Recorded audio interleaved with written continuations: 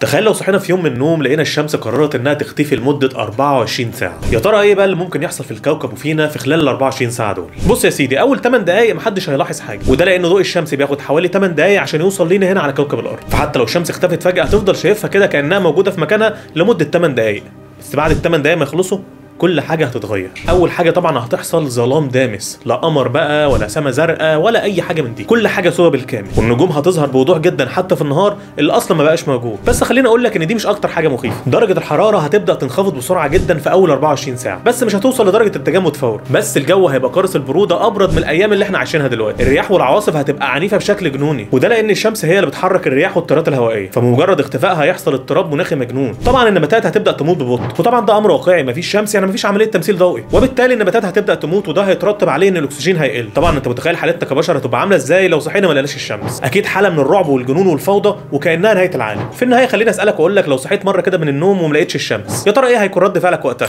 اكتب لي اجابتك وتعالى نتناقش في التعليقات. سلام.